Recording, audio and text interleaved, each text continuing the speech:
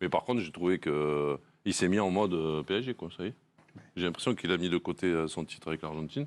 Et ce qu'il a fait, moi, aujourd'hui, j'ai trouvé bon, quoi. C'est inquiétant ce que vous dites là. Il était plutôt Pourquoi impliqué. Non, mais il a rebasculé dans le mode club, quoi. Non? Ouais, non, mais ça, dans c'est le club, inquiétant. non, mais Non, mais en mode, ça va, dans il a le fait petit- une reprise. Ouais.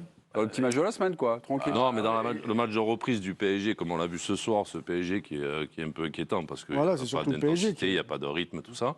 Bon, ça a été le meilleur sur le terrain, quoi. Bah oui, tous les jours. Et parfois, quand tu parles de match d'entraînement, j'en ai vu certains de clubs allemands, il y avait plus d'intensité et ça se mettait plus de brun que ce soir. Hein. Ouais, mais ça, c'est dû aussi à l'adversaire Ouais, moi, quand je vois jouer l'adversaire de ce soir face à ce PSG qui est dernier, à un moment donné, il montre quelque chose, quand même. Ouais. Tu peux leur Face rentrer à ce un peu PSG qui est dedans. premier, ouais. Comment? Face à ce PSG qui est... Non, vous avez dit dernier. Angers. Non, mais Angers, oui. Bertrand Latour.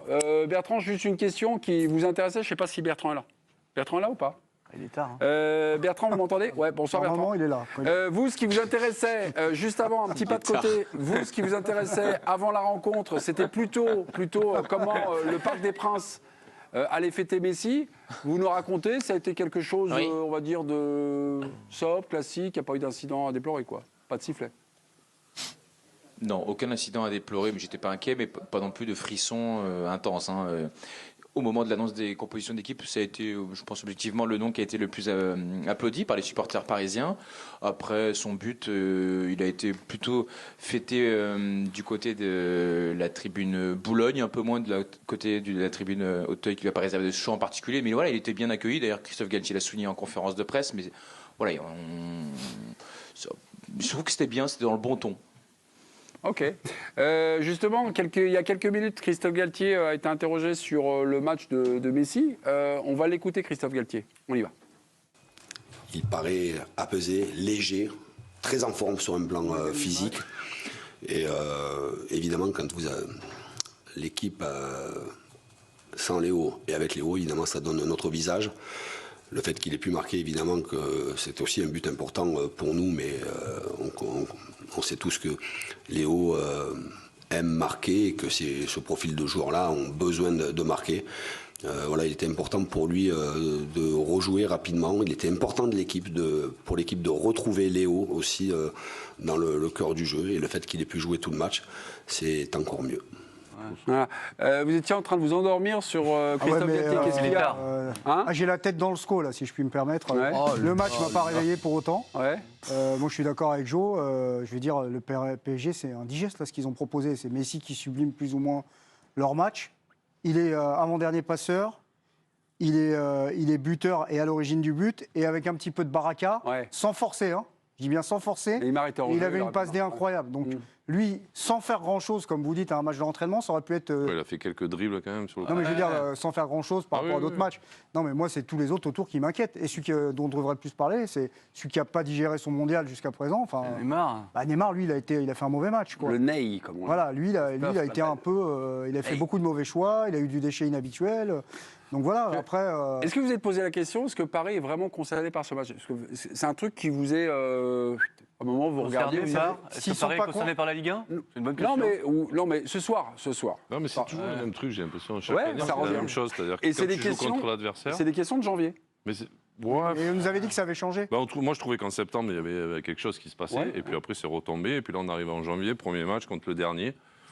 Je vois des matchs dans d'autres championnats avec d'autres équipes. Quand ils jouent le dernier, ils le respectent plus que. Ouais. Alors, je ne sais pas si c'est un manque de respect, mais c'est l'attitude plutôt des Parisiens. Voilà, on prend souvent suffisance de dire ouais, on va faire le job. Quoi. On prend souvent l'exemple du Bayern. Si le Bayern peut écraser le dernier du championnat à 14-0, le Bayern va essayer de l'écraser 14-0. Même s'il y a des absents, là, très franchement, ça ronronne.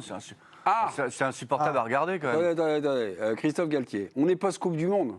Et c'est difficile pour mes joueurs de retrouver leurs repères. Ouais. On a vu qu'il manquait quelques connexions. Deuxième page, merci beaucoup. On a manqué l'intensité. Mais s'il y avait des retours dans l'équipe, tout le monde n'était pas au même niveau. Sur le plan physique, il s'achète du temps. C'est marrant parce que moi j'ai vu... Normalement, il y a la flûte, là. On n'entend pas la flûte, là. Voilà. Non, mais au-delà de ça, il y a une petite part de vérité parce qu'on aimerait que ces équipes-là mettent de l'intensité, soit plus impliqué, plus juste techniquement. Mais Madrid a perdu en championnat, le Barça fait 1 devant l'Espagnol. Ce soir, City, avec une équipe qui, globalement, tient la route, s'est fait sortir. En Coupe de la Ligue, j'en sais avec rien. Walker dans l'axe. Oui, mais c'est pas grave. Devant, il y avait Foden, il y avait Grealish, il y avait Gundogan. Il y avait quand même des joueurs. Tout ça pour dire que moi, je sais pas. On attend toujours qu'il fasse du jeu, du rythme. En plus, le PSG, c'est pas vraiment une. Je pense que ce soir-là, c'était plutôt l'attitude. Non, mais un truc qu'on a non, mais oui, mais entre nous, le pareil Paris que ça. Saint-Germain n'imprime jamais un rythme de folie. Je suis désolé.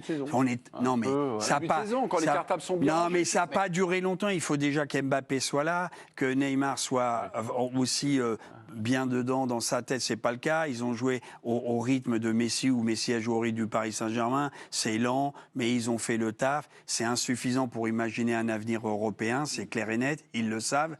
Mais maintenant. Mais non, ils ne le savent pas, apparemment. Si, ils Mais le savent. Olivier, Parce que l'intensité, si tu la travailles là, Olivier a l'intensité des raison. matchs. Sur l'histoire de l'attitude, parfois tu as l'impression que ça les emmerde de jouer des matchs Non, de Ligue 1. je sais pas mais que ça les on est- Mais emmerde. si, ils mais sont presque, tranquilles. voilà, il n'y a pas... C'est des personnes trop tranquilles. Par rapport à ce que vient de dire Oui, Eric. Eric, on est dans la vraie question qu'on se posait avant la Coupe du Monde. Y aurait-il un deuxième championnat au retour de la Coupe du Monde? Ouais. Et on s'aperçoit, avec tous les exemples que tu viens de citer, Ouais. que les équipes ont énormément de mal justement à s'en remettre. Et tu parles de Neymar. Neymar, on s'attendait tous. On s'est tous posé la question quel allait être son comportement après la Coupe du Monde. Et là, on commence à avoir une réponse. Bon, lui, c'est clair, il ne digère pas l'élimination du Brésil et peut-être la mort de Pelé en expulsion plus. et un mauvais match ce soir. Ce qui fait que là, on est dans quelque chose qu'on ne connaît absolument pas. Le PSG a un peu de mal, mais c'est pas non plus... comment je veux dire, il ne faut pas s'alarmer. Rien n'a changé. Non, mais non, c'est juste de faire Rien de quelques grave. constats, et c'est des constats qui sont peut-être des constats à répétition. Bertrand, vous avez vu le match.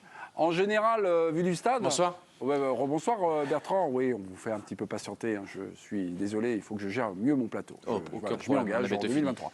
Non, Bertrand, généralement, vu du stade, vous voyez, on va dire, les efforts de l'équipe sans ballon, choses comme ça. Ce soir, les Parisiens étaient les mains en haut du guidon là, pour faire une image cycliste. Oui, vous avez raison, on a vu la même chose, Olivier, mais il n'a pas fallu malheureusement pour ce PSG version Galtier attendre ce match en milieu de semaine contre Angers pour les voir dans cette configuration-là, et c'est là où je rejoins un peu ce qui est dit en plateau. Cette équipe, je la trouve pas, et on peut toujours trouver des excuses périodiquement sur chaque match, mais je la trouve un peu sensiblement la même que celle qu'on n'aimait pas de Pochettino, quoi, en fait. Donc je vois pas beaucoup de progression, et donc moi j'ai envie que Christophe Galtier il réussisse, mais c'est vrai qu'hormis les conférences de presse où il nous prend un peu moins pour des abrutis en nous disant tout n'a pas été parfait ce soir, loin de là. Bon, sur ce que j'ai vu pendant le match, et c'est quand même l'essentiel, il n'y a pas grand-chose, quoi. Bon, c'est vrai, ouais, ok, il n'y a pas Mbappé, il n'y a pas Verratti, mais parfois on voit ces matchs-là avec ces joueurs-là sur le terrain. Et je trouve qu'il y en a un qui illustre un peu ce qui se passe au PSG, je terminerai là-dessus. C'est Vitinha. Je trouve que quand Vitinha il est arrivé, il était plein de fraîcheur, il apportait un plus, c'est le complément de Verratti. Je trouve que plus les matchs avancent et plus il se noie dans ce collectif et on ne voit plus grand-chose. Donc il est étonnant ce club, quand même. Ok. Bertrand, juste une dernière question juste. Est-ce que vous avez les clés du stade? Parce que j'ai l'impression que derrière, Oui. les lumières commencent à s'éteindre. Je suis un peu inquiet. Est-ce que vous allez passer votre nuit au Parc des Princes là? Ah, pas du tout. Non, Je pas du peux tout. vous dire que là, je pense d'ici 4 minutes, je suis sorti de ce stade. Mais il n'y avait pas une énorme affluence, Olivier. Je suis très surpris parce que c'est vrai que cette équipe d'Angers, généralement, Oui. On les attire les foules. Ouais. Et là, il n'y avait pas non plus une salle de presse absolument dingue, c'est vrai. Vous avez raison. D'accord. Ouais, c'est peut-être ça qui a perturbé les journalistes. Angevins qui restent quand même sur une Oui. série quand même incroyable de 10 défaites dans les dents en Ligue 1. La série est en cours. Mais ça hein. va mieux dans le jeu, la défaite encourageante. Oui. La évidemment. fameuse, ouais. Ouais, évidemment. Merci Bertrand. Bonne soirée. Les journalistes On étaient ferme le au mot dans le Parc des Parc Princes là. Voilà pour son ironie mordante.